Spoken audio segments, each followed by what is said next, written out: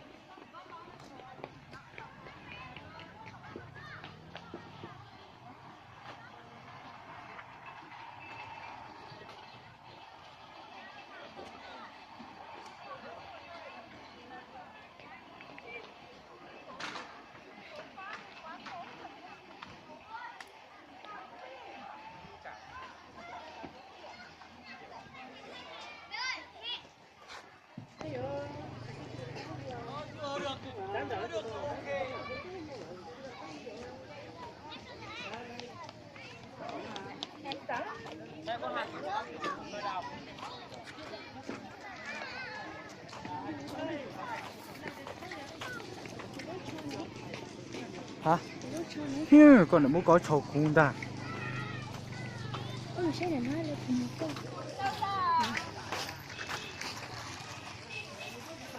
Ta xin nó bây giờ mùa tròn đã nó một sai mong của mùa tê câu sẽ giả nó này nè.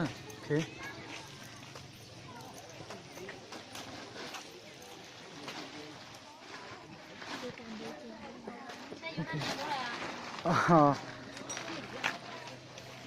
Giá chia lò sai này cho khổng nó sao? Này cho khổng nó này mùa ý khó lên này mùa tụi đây đi chả. Mấy bùa lò. Rồng hay này nè. Này chứ nè nông tuổi nhóc không nó mùa cả. Đi ho lò, này ôi trời đó.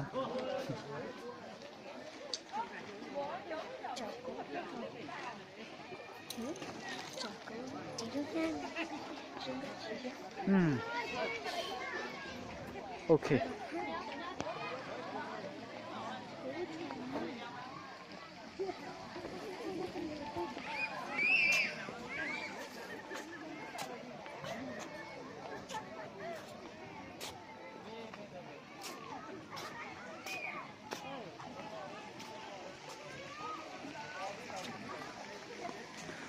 Ta chỉ nó bây giờ cho mình chơi nữa, bây giờ tao kêu nó chỗ hoa hành gì nữa, đúng khó chơi rồi, giờ mình cho tay cá một cho đỉnh núi pha sipa, ta chỉ nó hoa trồng tu thiếu hoa ta tỏ lò lên nó, chỉ tao rồi nó không chỉ nhau mà ta chỉ nông nhau, ta chỉ chỗ hoa hành đi.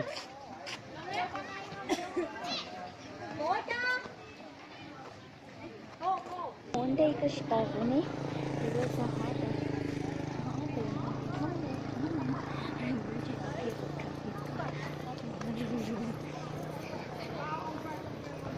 cả chính năng vợ chính năng mông vợ con này chính năng mông như thế nào